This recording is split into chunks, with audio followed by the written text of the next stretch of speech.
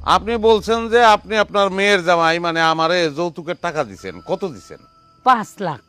আচ্ছা, 5 লাখ টাকা আপনি আপনার মেয়ের জামাইরে দিছেন। 5 লাখ টাকা কই পাইছেন আপনি? কই পেছেন মানে? এই আমরা কি ফকিন্নি?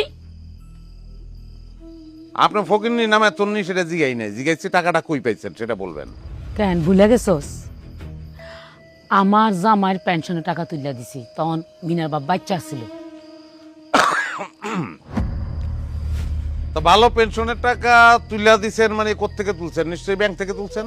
হ্যাঁ, স্যার, টাকা যেহেতু ব্যাংক থেকে তুলছে, তাহলে তারিখ অনুযায়ী ব্যাংকে খোঁজ খবর নিলে তো এটার প্রমাণ পাওয়া যাবে যে ব্যাংক থেকে তুলছে কি তোলে নাই।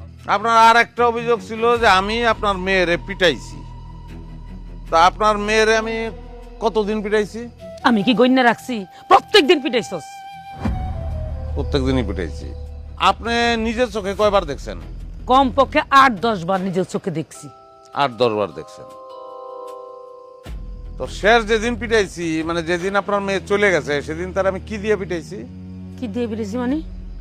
ওই যে লাঠি দিয়ে পিটাইছে। লাঠি? মানে লাঠির মতো একটা কিছু, আমার না ভালো করে মনে নেই। আপনি মামলা করছেন আপনার মেয়ের আমি পিটাইছি, আপনার মামলার বিষয়ই এইটা।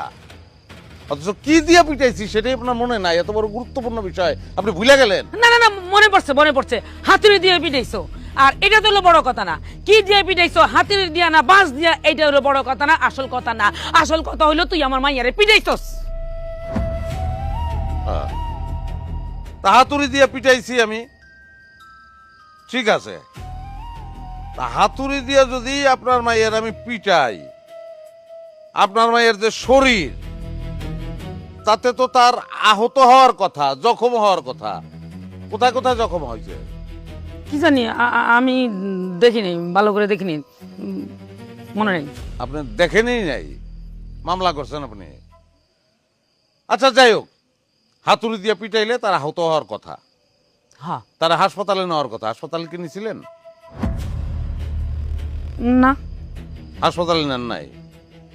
না, তা মামলা কোন সময় করছেন? ওই যে বাড়ি থেকে যাই পরের দিন থানায় যাই মামলা করছি। স্যার, আমার স্ত্রীর আম্মারে আমার আর কিছু জিজ্ঞাসাবাদ করার নাই, আপনি তারে বসতে বলতে পারেন। আর আমি আমার স্ত্রীর সঙ্গে কিছু কথা বলতে চাই, মানে কিছু জিজ্ঞাসা করতে চাই, যদি তার একটু ডাক দেন। আচ্ছা ঠিক আছে, আপনি বসতে পারেন, বসেন। নুরুল আমিন, স্যার। মিনু ম্যাডামকে নিয়ে আসো। ঠিক আছে।